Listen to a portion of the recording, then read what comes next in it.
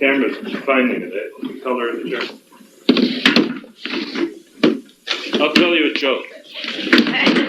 I was invited to come and be the Atlarian representative on a panel of 4 people at an enormous conference of, I don't know what, the Hotshot Society of the World or something like that. It was a room 4 times the size of this, and it was chock-a-block. And one person was a behaviorist psychologist. One person was a physician who believed in the chemical treatment of human difficulties. And one person was I, who was told how to find this place in a suburb of Chicago, and I got lost on the expressway system. So I came in and I finally found the room, and I was shown to the stage. It was a platform like this one. And I was given the last chair that was open, which was back at the end of the platform. No. And the man who was the chemist was talking, and to put it as kindly as I can, as kindly as I would be able to put it, it was not an exciting talk. It was not exciting. People were politely listening to him. And the first thing I did, I was so relieved to be there. I was terribly embarrassed. I sat back on the chair, and the back legs of the chair went off the platform. And there's absolutely nothing you can do. The laws of physics and gravity just took over. And I went right over. My feet in the air, the chair.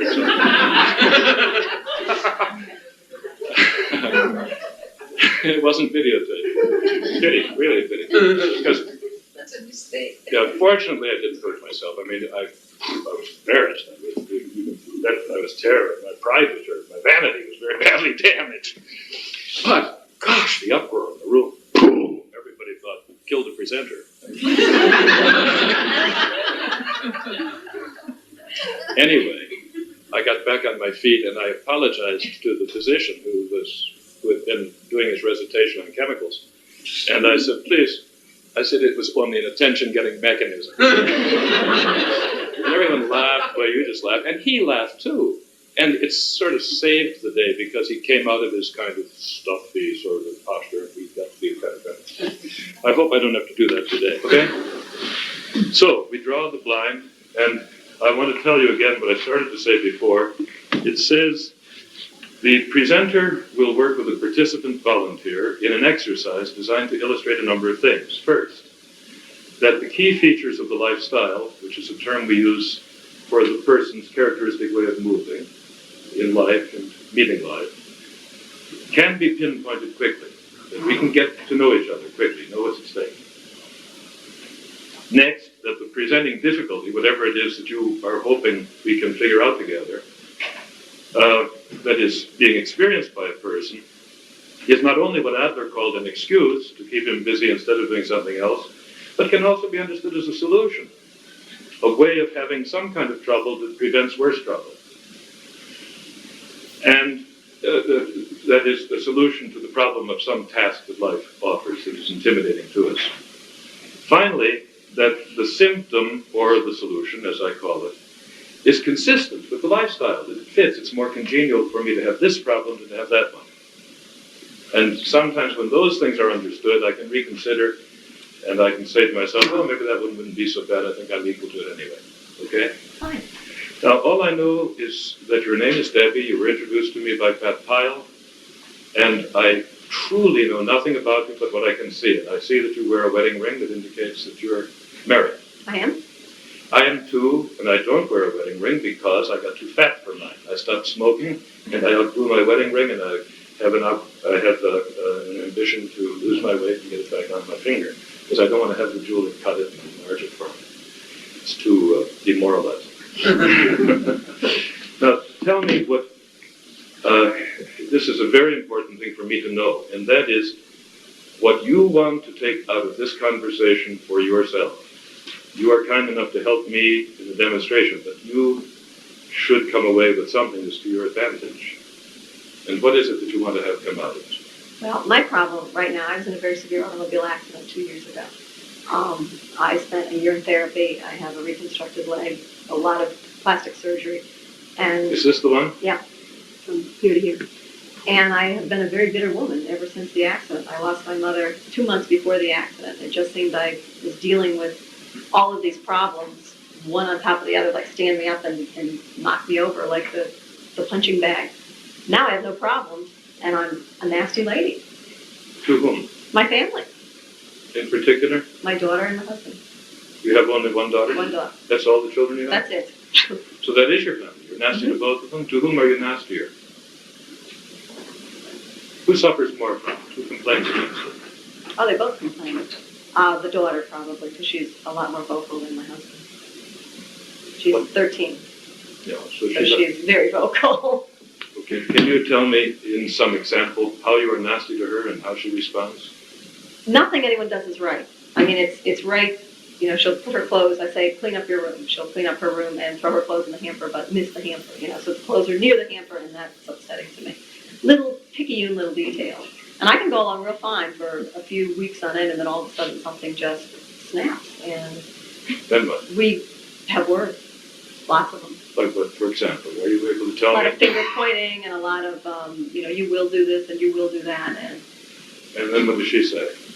usually no. I mean, occasionally she does it. I mean, she's a good kid. I have to keep that in mind. She's a very good girl. She suffered loss when I did. My lifestyle, you know, I was one of those mothers who was the brownie chairman and the cookie lady and the, you know, did everything. And all of a sudden my life came to a halt because I was totally unable to walk for 8 months. How old are you, may I ask? 41. 41? Mm-hmm. And I'm going to go back through the arithmetic a little bit, okay? You were 39. 2 years ago, so you were 39. And how far in advance of your 40th birthday did that accident happen? 5 months. All right, 39 is very often a difficult year for people to begin with. The anticipation of 40 is frequently, it has some meaning, it has a heavy charge to it. You smiled as if you recognize something. Yes, it is. 40 is not an easy one. Was it not easy for you? I had no problem. I kind of surrounded myself with a few drinks and good friends, and then we had a real good time. At that point, I was real happy to be alive. Before the accident? No, I was 40 after the accident. Oh, yeah. Well, I was trying to think of when you were 39, before you had that accident, coming up toward 40. Because it's from the date of the accident that you am I correct in thinking that you have a before and after feeling about your life? Definitely. Yeah, so before the accident, your life was one way, and since the accident has been another. Mm-hmm. Your mother died when? In September. I had my accident in December. And so she died the previous September? Mm-hmm. Well, where does the before and after come in? Was your mother's death hard for you too? It was very hard. My mother had been ill. She died of cancer. It had been a long illness. I was able to accept the death. We were all prepared for the death. It was as good as anything can go. A real supportive family. I really felt needed and wanted, and was able to, you know, drive the 2.5 miles to be with my father. It's kind of like after the accident, all of a sudden I wasn't needed and wanted by anyone. My daughter had kind of grown up and was on her own in middle school and not the little baby. My husband had accepted a new job where he did a lot of traveling and had a lot of responsibilities. I wasn't a big part of his life, and all of a sudden I had the accident and bingo, that was it. Now, I'm going to really try to get it straight, so it may sound to you like I'm thick, but I don't want to miss something. I can't tell whether the before and after the accident is only the accident or whether it includes the period of recuperation. Your daughter was 11 years old when you had the accident, when her grandmother died. How many children were there in your family, George? 2. So, can you tell I'm me? the oldest. Older, 2, and who's the other one? My brother. How much younger? 4 years. All right. So, in the fall, 2 years ago, September of, say, 87, your mother died after a long illness. Right. And in December Of 87. of 87, you had your accident. Correct. Your daughter's then 11 years old. Now, after the accident sounds to me like after the long period of recuperation and reconstruction of your leg and so on. The accident was the pinpoint. I understand, yeah. But when you came back, when you recovered your own health, your daughter was more grown up. You felt as though you missed something in there. I did. And what did you miss? Well, I feel that she blossomed into a young woman in that time, between 11 and, I mean, it was really a good year that I was unable to do almost anything. When you have to be helped to the bathroom, you're totally an invalid. Yeah. And I spent all of my focus in therapy, in, getting well, going to doctors, learning how to basically do everything again. Walking, talking. Well, you've made a remarkable recovery. Does everyone say that? I mean, if you have not told me that, of course, I wouldn't know. Huh? Thank you. Even your leg, I would not have noticed. I can see that you drew attention that you have a scar on your knee. But I don't think I would have remarked upon it. I mean, I would maybe guess you had a skating accident when you were a young girl or something. I mean, I don't think people remark upon it. You don't look like an invalid. Thank you. Well, is it true? I mean, I'm not the only one. No, I have. All right, but what you suffered is an interval in your life that you miss. And it's the interval between the time your daughter is about 11 years old until the time your daughter is about 13 years old. An important transition, usually connected with the transition from childhood to mature female sexuality. Did she begin to menstruate during that period? Mm-hmm. How soon after your accident was it? Probably 4 months. So, about the time she's approaching 12 years old. Huh? Mm-hmm. Now, my guess is, and you can tell what I'm moving toward, I think, is that this was a very important thing for you that you wanted to be present for. That your daughter's transition was something that you would look forward to. I'm the type of person who doesn't like to miss anything, so I mean, I want to be there for everything, yes. Was that a particularly important thing? Yes, it was. In what way? What made it? She's my only daughter. It was a step where she was becoming a woman, and there was a bond between us that was not there before, and that is there now. I mean, it's just a real, very, very special feeling. And what is it that you feel that you missed? I felt I missed counseling her, speaking with her. Everyone was afraid to come into the room and talk to me, although I was at home soon after that. Yeah. Don't bother mother, she's tired, or she's this, or I was strapped on the machines quite often. And what kind of machines? I was a machine, it was called a CPM machine, and what it did was, I was strapped on the machine kind of from here to here, and it bent the leg, so that the leg would not atrophy and things would not become formed there, and I would have movement of the leg. So the knee would... Right. So it's a continual motion, just bending the knee back and forth, which, it hurt. Oh, there was grimacing, and people didn't like to see that. No, I know. No, it's very different. Yeah. But now, Debbie, I don't want to go up a blind alley. If you have an idea I'm going in the wrong direction, I hope you will stop me. So far, I gather from your response that I'm not completely off the mark with respect to the importance of the coincidence of these two events. Correct. Now, what I'm going to guess again, I want to go backward. You lost your mother in September. You lost your opportunity to be the mother you wanted to be in December. Mm-hmm. Correct. What comes to your mind? I was missing my mother, that I was wishing she was there to counsel, that I was hoping that she would be the backup, and she wasn't there. So really, I feel a great loss. But if your mother had not perished in September, and you had the accident, your mother would have done for you what you were unable to do. Is that what you're saying? I don't think she would have been able to, but there would have been someone else to speak to. There would have been another voice. Okay, let me go through it one more time. You lost your mother in December, the backup, but having lost her, you were still not demoralized in approaching your daughter's transition. No. In fact, you were rather looking forward to it. Mm-hmm. It was important that you mother your daughter somehow more successfully than your mother had mothered you through that transition. No. What made it so important to you to be able to go through it? Because your mother had done it well for you, you want also to do it well for your daughter? I think that's part of it. I think now my daughter, Natalie, and I are very close. She's an only child. I just wanted, it's like the prom or first car or whatever. You just want to be there. Yes, especially there at that time. It has to do with her becoming a woman. Right. And so my guess was just the reverse. The truth is that your mother was very good at the time of your transition from girlhood to womanhood. Yes, very good. how was that precious to you at the time? Do you remember that period in your life? I remember.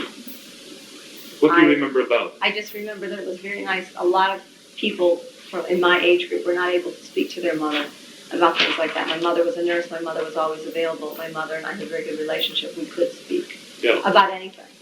It really didn't matter. She was, first of all, my mother, but then she was my friend. Yes. And, that was important. Yes. And did you feel you lost that with Natalie? I felt that I wasn't there. I felt I let her down. I mean, it was just a lot of things I was not there for. I was physically unable to be there. But I still feel guilty that I wasn't. It's not only that you were excluded. It's not only that you feel embittered, but you feel guilty that you let her down. Mm-hmm. That's different. You don't feel, what you first started to tell me is that I am a bitter, angry woman who missed out on something that I wanted to be in on. That's what you said. Am I right? I'm continuing to miss out on lots of things, and I can't get over the bitterness and the anger. I want to lash out at people. No, you're not missing out anymore. You're ruling out. You're ruling it out. You're acting as if you can't do it just right, you can't do it at all. Probably. Or you won't do it at all. You're acting as if you miss out on any part of it, you don't want to have anything to do with any of it. Even though you know better, your common sense tells you that's not sensible. Because from time to time you make up with Natalie. Oh, yeah. Only from time to time you act as if you don't want to be any part of her life. You only want to scold her. No, I want to be a part of her life. I really do. Yeah, you'd like to be a more friendly part. Mm-hmm. That's why we get together, so that you can be. What your resentment is that you missed the opportunity to be with her during an important transition from girlhood to womanhood. Now, unless you steer me away from this, I'm going to just stay on this point because I think it's important. You don't steer me away from this. No. All right. What was the difference between you and your brother when you were children? Age-wise, 4 years. 4 years. But what was the difference between you as people? We were very different people. Yes. How? I was a lot more outgoing than he was.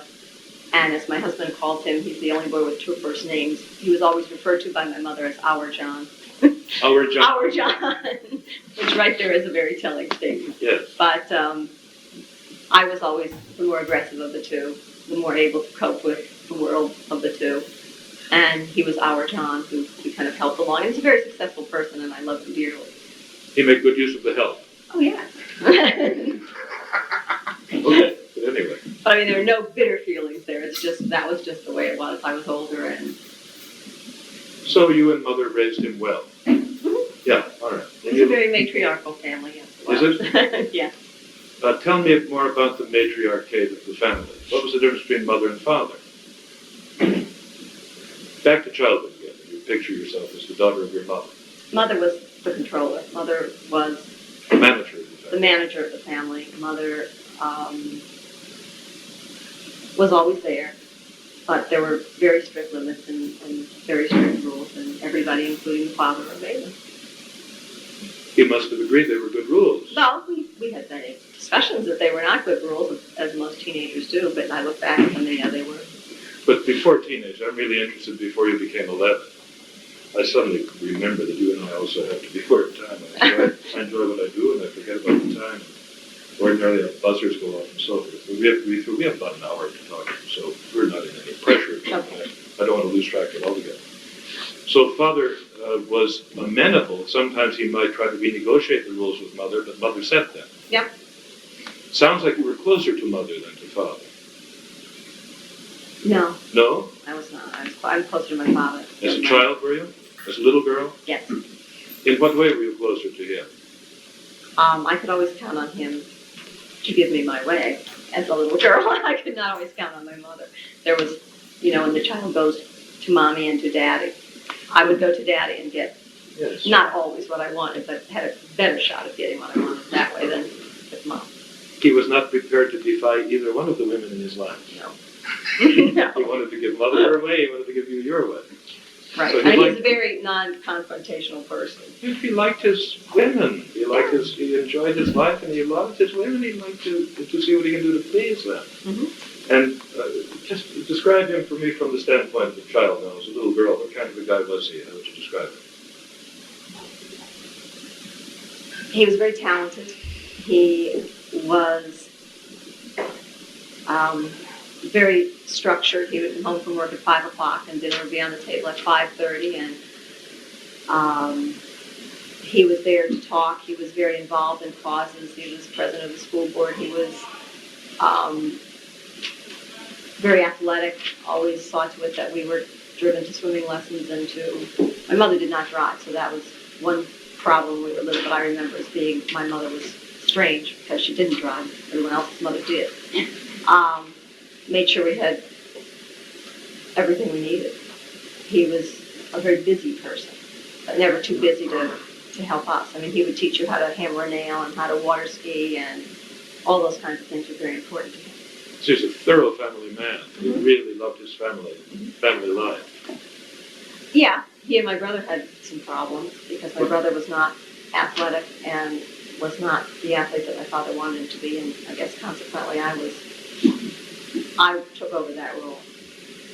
Whereas my mother picked up the slack from my brother because of that. It's not unusual in a family with two children, where one is a boy, one is a girl. Not at all unusual for the alliance to be with a cross-sex parent. It's not a strange arrangement, because the parents find it easier to deal with the child of the other sex if they have an easy time dealing with the other sex to start with. Father liked women, he liked being married, he loved your mother, and the daughter was a great pleasure to him. With the son, he felt he had to do something about it. With the daughter, he just counted on. That's exactly right. Yeah, he made a mistake of thinking he had to make a man out of him instead of letting him grow up. With you, you were already a woman or a female person, he was happy to just encourage her. And so it made some trouble for him. Would you say that you were closer to your mother after you began to menstruate? Yes. In what way? There was just more of a bond there of womanhood, really. I mean, there was someone to talk to. There was, you talked about dresses and parties and things like that with your mother. You didn't with your father. Yes, right. And that, that was more of the conversation in the teenage years. And she was interested in your life and sympathetic to your problems with dating and with. I would probably say I became closer to my mother after I had children and even when I was married. Yes, even closer. You say you had children? Yeah, I had a child. After. Did you have another child? No. After I had my child. You did say after I had children. Children. Well, I did have another child. I lost. Did you? Yeah. How old was the child? I carried her for 7 months. Oh, was that hard for you? Yeah. How old would she be now if she were 11. She would be 11. She was younger then, 2 years younger than the daughter. And that was hard for everyone in your family, I suppose, huh? The loss of that, your Natalie wanted to have a sister or wanted to have a sibling. That was tough. Is it still tough? Did you feel, was it hard for me to ask about that? Yeah, it is. It's tough, but no, it's not as tough as it used to be. Yeah. It's, as days go by, it's still missing, there's a chunk missing. Yeah. And I think there always will be. Yes, there are. Yes, it is. It's good. Yeah, the loss becomes a part of life. It's part of your life. People don't always realize that. You have to take that in. That becomes part of my life. I can't rule that out. Right. And they suffer greatly by trying to rule it out rather than taking it in and making that part of my life. All right, I have to do a little arithmetic now, so I want to get the comparison. Your mother, so this other child would be coming now at 11, at the time you are now 41, I see, so it would be, I don't know whether that militates. You see, I have an idea that there's something about your having missed out on the transition that Natalie went through that is really the key to this whole difficulty. That your present difficulty is a function of the fact that you missed out on something that was very precious to you, that you wanted to be a part of. I never looked at it that way. I mean, when you brought it up, yes, the light bulbs went on in my head. But all right, good. Then there might be something. I mean, it was nothing that I don't want to give I had certainly ever thought of before. But I don't want to give you an idea that's alien to you. If the light bulbs came on, it means you recognize something about Yes. it. And I'm fishing to find a way to make it to find what your idea is about it, and not to make it your idea. Because somehow you recognize it. Mm-hmm. And somehow now at this particular juncture, it's as if we have a special opportunity, you and I, because right now your other child would be 11 years old if she were alive. So it's almost as if it's fortuitous that we meet right now. It's something about that 11-year-old period. Maybe you think I'm making too much of this. I don't know. No, it sounds like there could be something to it. Now, here's what I think there is to it. I think that it was not only a transition from girlhood to womanhood for you, but it was a transition of confidence and of comradeship from your father to your mother. I think your father approved of that. I don't feel as though, I don't get any sense that you ever turned your back on him. That he enjoyed it, seeing you become a woman and having your mother's confidence about dating and all the rest of it. Now, before your accident and in the first 11 years of Natalie's life, to which of her parents does she resort most readily and most eagerly? She has a good relationship with both of us. Natalie and I are very similar. We act very similarly. We look very much alike. I would say she bonds with me, but her father, she's her father's little girl. Yes, and of course. It's kind of like the relationship I have with my father. She will go there for a big, if mother says no, then run to dad. And always did, when she was little. Sure. But you never objected to it. You could see yourself in her. No. You could just see it recapitulated, and somehow or other there was some pleasure in it. Mm-hmm. Only what is missing now for you is that you weren't there to navigate the transition with her from that preference she had to confide in dad to the preference you found to confide in mother about sexuality, dating, all the things that women can, how can I say, counsel each other about, and confide to each other. Right. And having missed it, you feel as if it's irretrievable. No, I don't. I just feel that I happen to miss the event. I mean, we are close. We do our arguing. I just get very, very bitter at times with her about anything, any given subject sometimes. Well, with anybody. I feel that there was a big chunk of my life. Those 2 years were just very, very stressful. But I was able to cope with all of that. Now when I have no real problem to focus on other than being happy, I have a tough time with that. And that's very bothersome to me. It must be, because it's bad enough you had to give away 2 years to being an invalid. But to give away 2 more years to being embittered about it will be worse. Mm-hmm. Huh? Sure, so you're aware of that. Oh, yeah. So, okay, good. So there's something about it that doesn't make sense to you. Right. It has some private meaning. And that's really what we have to get at. What I want to do is to feel the bitterness, where you use the word. Then you say you feel a failure, or you feel like you let her down. Then you say, I feel guilty. Well, there's a whole bunch of feelings that are going on with a whole bunch of different people. You just feel Well, are they? Well, don't misunderstand me. I want to get each of them straight. I don't know. What? In an hour. Well, maybe in a few minutes. Because each of them has its own integrity. Huh? You're bitter. You also feel like a failure. And you feel guilty. Mm-hmm. Which is a special kind of failure. Like a moral failure. You're not a good enough mother. You were bad. Were you reckless in having the accident? No. Were you drinking? No. How did you happen to have it? A van stopped suddenly in front of me and I could not stop on a 2-lane highway. I went to go right, which was off the shoulder of the road, but the car behind me could not stop from hitting me and was already there, so I had a choice of either going into the back of the van or going into oncoming traffic, which I didn't know if it was there, and I chose that path and had a head-on. So you made the best choice you could. Mm-hmm. You don't reproach yourself? Oh, no, I So you're not guilty of having the accident? No. That's not the thing? No. What are you guilty of? I just feel real bad. I guess maybe guilty is not a good word. I just feel bad that I let everybody down. I don't like to let people down. I like to be there for people when they need me. Exactly. And I wasn't. Instead, you had an accident. Mm-hmm. I didn't choose to do that. No, I didn't. I would have rather been in Hawaii when this happened. Of course, but then we have to also answer the question, how do you arrange to feel as though you let them down? Because I wasn't there. Because you had an accident. Right. But at that point, common sense comes forward, and you say, but I didn't choose to have an accident. No. Of course not. So you didn't let them down as if it was some moral failing.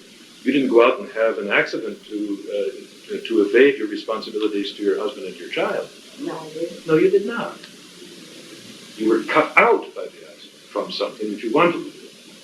So I have to ask myself, to what extent do you feel you let them down, and to what extent do you feel as if life let you down? I think that's the point right there. I think that life let me down. It's as if you were saying, Why me? I'm a good mother. Did you have a good marriage before the accident? Still do. Still, thank God. Thank God your husband stayed faithful to you through the trouble.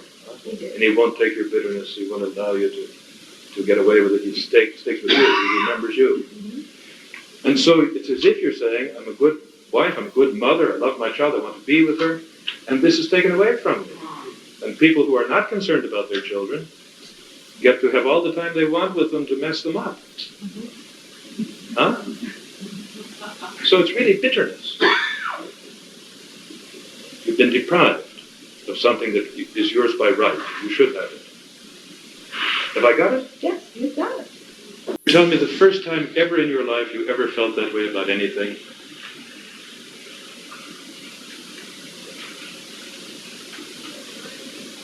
Yeah. I was not allowed to get a pair of shoes that I wanted to get when I was 7 years old. Yes. And I don't remember what grade I was in, but they were fancy shoes, and my mother said I had to wear these ones that looked like orthopedic shoes because I had very wide feet. And I was very upset because I didn't get what I wanted. And all the reasons were given to me why I couldn't get them, and we had some kind of a hanging contraption at school that went around like a merry-go-round type thing, and I scraped the toes out of the shoes so that I would end up getting another pair. Good for you. What do you remember most clearly about all of that? What's the clearest moment in all of it? When I got what I wanted, when I was told that I wouldn't get what I wanted. Yeah, sure, that's the outcome. And I fought it, I fought it tooth and nail, and I guess with this accident, with everything else, I thought if I really put on the good fight, that things would be the way they were before, and they're not. Well, of course they're not. But let me go back to your shoes, okay? You're 7 years old. I want to know, in all of that story about the shoes and this, that, and the other thing, you have to go around and so on, what is the one moment in all of that you remember most clearly? Going home and showing them to my mother that I had ruined my shoes and she had to get me a new. And what did she say? What happened? She asked me why there were no toes in my shoes, and I told her why. Yes. And she said, I don't remember her exact words, something like, well, you figured out how to get out of this one. Yes. How did you feel? I felt great. I was just hoping that I could get the kind of shoes that I wanted, wouldn't have to get another pair of these and do it all over. Yeah. So you had a fresh start. Mm-hmm. Well, Nate, what did it take for you to get a fresh start? You had to really work at scraping off those toes. Do you remember doing that? Is that vivid? Can you see yourself? I can see myself hanging on that thing, dragging my toes in the dirt, in the cinders. Let's just stop in that moment. Are you alone on that go-around thing? No. Other kids are on it? Mm-hmm. You're dragging your toes in the cinders? Mm-hmm. And what is it like to be doing that? How does it feel? I don't remember any feeling.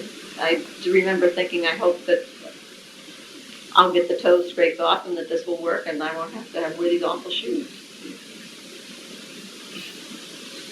So there's some, let's see, what would be, say, the child is feeling as the thing goes around and she's thinking these thoughts, what would be the feeling that she has? Do you remember it? Mm-hmm. Only the determination. Determination. Yeah, that comes through. And when you go home to tell mother, what room of the house are you in? Can you picture it for me when you tell mother? Where are you? In the kitchen? And can you see the scene when you tell them? Mm-hmm. How are you feeling when you come in? Great. Great. As if, what? I beat it. I won. I won. Yeah. Victory. Is it safe to say that, or is it fair to say, do people say to you, you have made a remarkable recovery? Yes, it is. And do they treat it as if it's a victory? Mm-hmm. Do you think of it as a victory? Oh, yeah. It's just that I'm not 100%, and I guess maybe I'm just not happy with 90%. I want it all. Yes, you do. Yes, you do. That's right. Your mother got it all. Mm-hmm. She got what she wanted. She got it the way she wanted it. But she perished after a long illness. It was hard for her. How did she manage her illness? Very well. She was a nurse and knew from the very beginning that she had lung cancer and kept it from people, bearing a lot of it alone. She did a marvelous job once. You know, she realized she went through the radiation and chemotherapy. It's an ugly disease. It's not real pretty. She was a lady through the whole thing. You admired that. Mm-hmm. Were you a lady through this thing? I tried to be. And whether you were. Yeah, I guess I was. I was told by doctors that it was my nastiness and my determination that got me where I am. That, So something very ladylike. well, Nastiness and determination. and I know that being small also, I have had to fight battles all my life. I'm 5 foot, and someone who's small, things are not, you know, you look younger, you look more immature, and you fight. People mistake you for a pushover. Right, Yeah. they do. And I think that helped. I know the first time I got up out of the hospital bed on crutches, the doctor said, "God, you're so little." And I said, "Well, what did you expect?" And he said, "You know, you growl like, you know, someone who's 6 foot tall. You know, here you're this little thing. You know, we could have handled you a lot better had we only known." And, you know, that to me was very telling. And I was happy about that. It should be. It should be. Was your mother also a person of short stature? Yes, she was. But she was also someone who was not to be mistaken for a pushover. No. So it's all right if you're not big as long as you can maintain courage and determination, sometimes nastiness. Right. So nastiness is in a way an advantage to you. Yes, but not bitterness. No, not bitterness. And not the kind of nastiness that comes out of bitterness. It's a different nastiness, isn't it? It's like you hold things inside and you just let them out, little pieces at a time. A lot of times through clenched teeth. What is the whole thing that's inside? The loss of everything. You know, giving up a year of my life, giving up things that I enjoy. I was told I'll never play tennis, and you know, I've tried, and they were right on that. I won't do that again. There's just a lot of things that I feel that I'm missing. The puzzle you and I have set for ourselves is how come you, who I don't think have ever been stymied or stopped by anything before. No. I don't think so. I think this is an uncharacteristic experience for you. It is. And how come you are feeling as if now you are stymied and stopped, when everyone else sees that you have fought your way through to a remarkable victory that no one could have anticipated. You were told you will never walk again. So, from the standpoint of the common sense that everyone has, the sense they have in common about you, you are triumphant. You have made a transition that many people would envy you for. You graduated into the survivor of something that many people might have succumbed in the face of. What do you think? What goes through your mind? I'm thinking, yes, you're right. I'm thinking that it's not, to me, 100% and still not there. I'm thinking I wish I could put all of this behind me and then go on to the next step. It's something I just can't seem to put behind me. It's always there.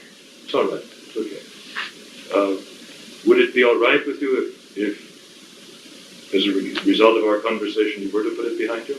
Yes, it would be wonderful. What would happen? I could go on and take the next step, the next rung of the ladder, What would happen? Let's imagine, where do you live? Nearby here someplace? Westchester. That's close, isn't it? Okay, let's imagine that as a consequence of our conversation this afternoon, all your bitterness leaves you and your sense of regret or loss or whatever it is, I don't know what these bad feelings are, these different words, of having let people down and feeling let down. Feeling as if you were kept from doing what you could have done. And you were unable then to do what you wanted to do. A very important service you wanted to be to your daughter during a very important moment in her life. Let's imagine that instead of all of that, you replace it with some feeling of joy that you were able to be alive and surmount this illness or this accident or whatever. I don't know what it would be. How would you picture yourself if you didn't have the bitterness? What would you be feeling? Wonderful. Very unburdened, very light, very... So instead of all these dark feelings, you would have light feelings. And what would happen in your life? How would your life change from this moment forward? How would it be? Oh, it would never be like it used to be, but it'd certainly be a lot closer. It would be, there would be much more happiness. It would be a much more fulfilling feeling. It wouldn't be, this little family of three constantly 2 against 1 on many occasions. So it would be joined together again. Do you feel as though it is 2 against 1? Yeah, but not always the same 2. Yeah. Who are the 2? Tell me what you mean when you say that. Well, my daughter and my husband, they will make comments like, oh, gee, if Mom, would... It's never about my inability to do things. It's always about my personality. Gee, I wish Mom were a little happier. Gee, you could smile. Things are not so bad because the child does this or that. Doesn't mean she's a bad kid. But you can't overlook anything. You have a sense that your husband and your daughter commiserate with each other. Well, they do. And that furthers the bond between the two. And the bond doesn't bother them. No, it doesn't bother you. What bothers you is that you're not included, that you're excluded. That the more... Because Mom's no fun. I beg your pardon? Because Mom's no fun anymore. Well, yeah, whatever the reason is, whatever the because is, the consequence is that Mom feels closed out. That what should have happened at the time of the menarche is that you should have become more and more the confidant of your daughter, and your husband should have been able to stand back and take pleasure in his women. Mm-hmm. What was your laughter? That's exactly it. That's how it should have been. And instead, you faltered. One slip. You broke your stride in life at a key point, and you can't get it back again. And in fact, far from getting it back again, you're making it worse for yourself. And others. Yeah, of course. Well, you make it worse for them, and that makes them tighter. And the tighter they are, the farther you feel excluded. Mm-hmm. Now, under what conditions would it make sense for you to do this? Under what conditions would it make sense for me to do what? What you're doing. It doesn't make any sense. No, it doesn't make any common sense. Even you know that if you were talking to someone else about it, you would say that's dumb. Only you act as if you have to do it. You act as if you can't help yourself. You act as if the words only come out of your mouth. No, I can't. It's just... I know you can, only you act as if you can't help yourself. What do you want to say to me about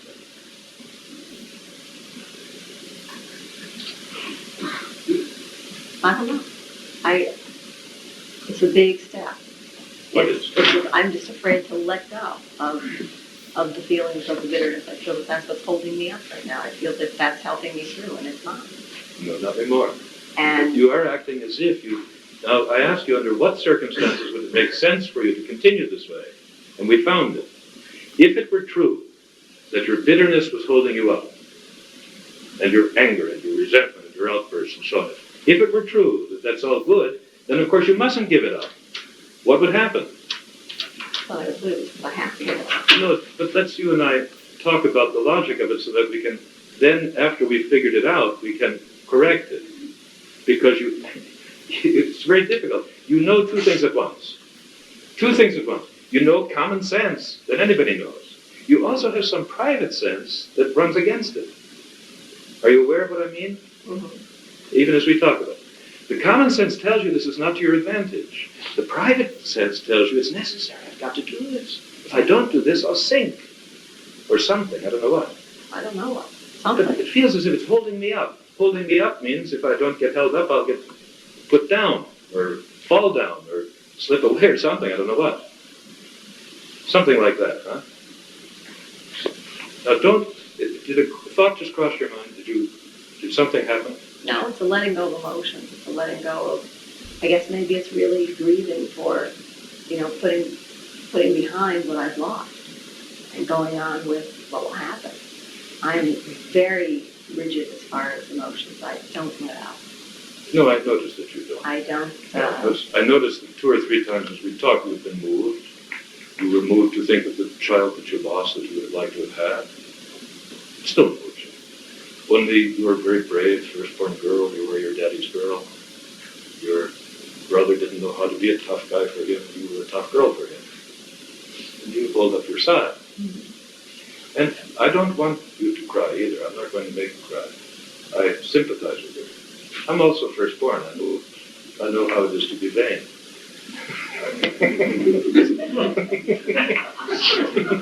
Is it all right that I said it? Yeah. Yeah, okay. So I'll have the feeling for you. I just had it. It's funny, I had it by surprise. I just had, could you hear it in my voice? Mm-hmm. Yeah, I just had a little thrill with it. I also know better. Now, nevertheless, sometimes those things have to be alluded to. We have to talk about your morning. I want to make a deal with you. It's almost 1/4 the hour. We have about 25 minutes. And my deal is this.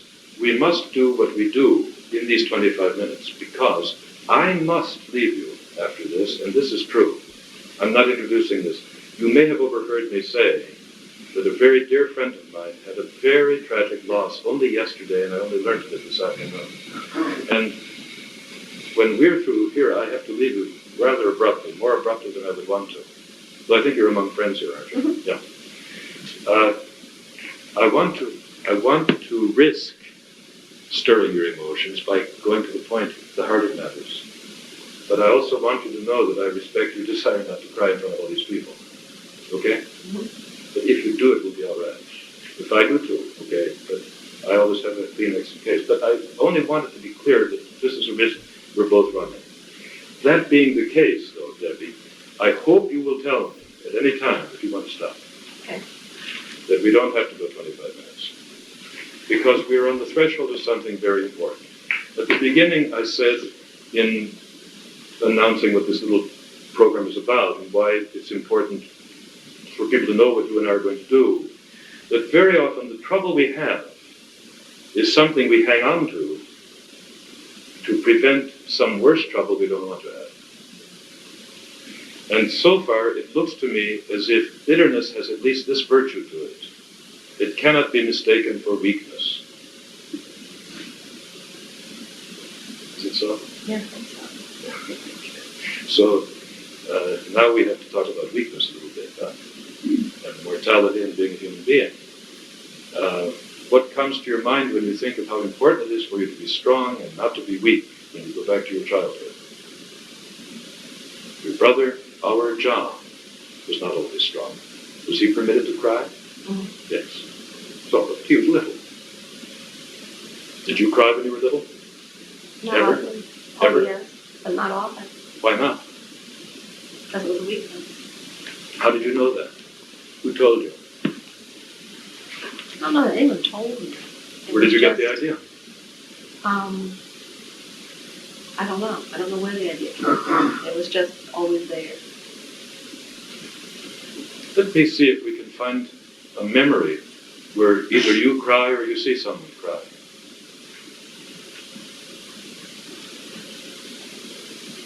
When my grandmother died, I cried. How old were you? 17. That's interesting. Was this mother's mother or father's mother? Father's mother. Father's mother. Do you remember the incident when you cried? Would you tell it to me? My grandmother lived with us. Yes. And she was dying.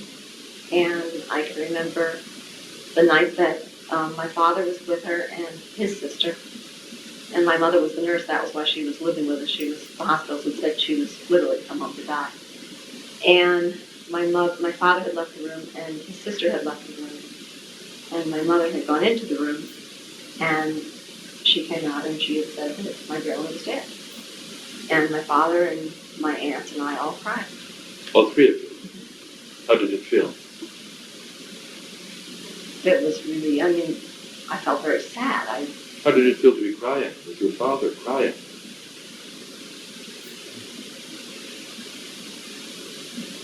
It felt okay. Felt okay. What made it okay? Because it was situation in which you should cry. It's Yeah. okay to cry. Yeah, He not was only crying. That's okay. If he can cry, I can cry. It's okay, because had you ever seen him cry before? No. Your father can cry, take something, huh? Because he was strong. Is your father alive? Mhm. How does he feel about your accident? He, of course, has been very supportive. He felt very bad. He felt very bad because my mother didn't be with me. And he tried to be there for me. Don't talk now until you like. Something very important is happening between us. I feel very, very important. Just let's take all the time you want with it, because it's something you've been looking for, I think, for a while. The two things. Some release of something. So, what comes with the tears? What you have come forward with. Turn your chair a little bit so that your back is just what comes with the tears. My heart was up. It's heavy. Yes.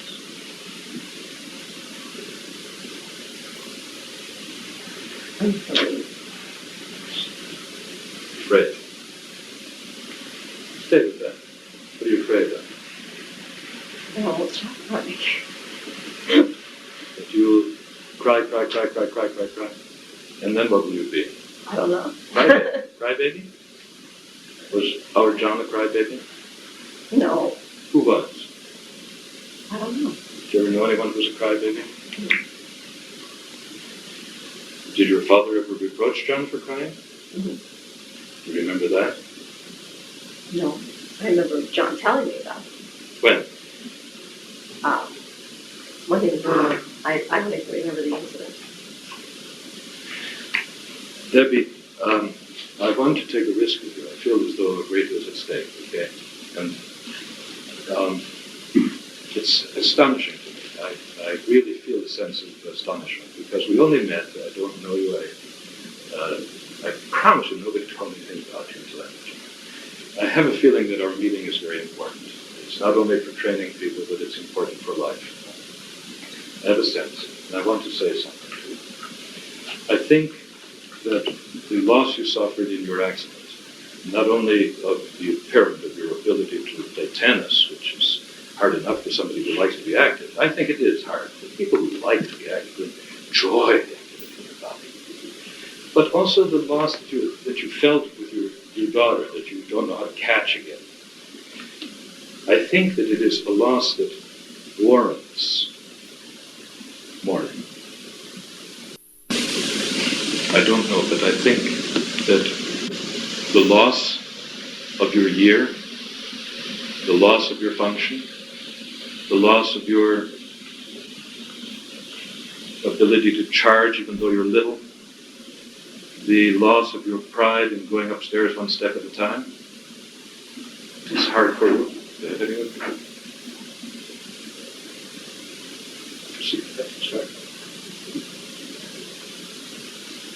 I think it's all right to cry. I think it's better to cry than to be vigilant. Am I right?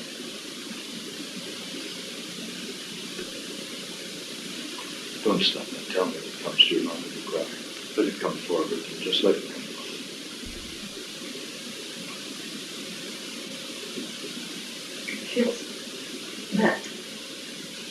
I feel sorry for my family when I put them through. Not for the accident, but by Being a stinker.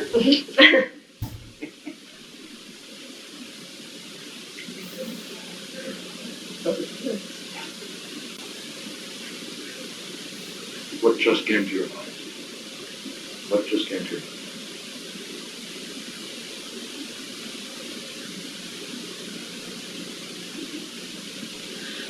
sorry. Tell me about it being all right. Just tell me.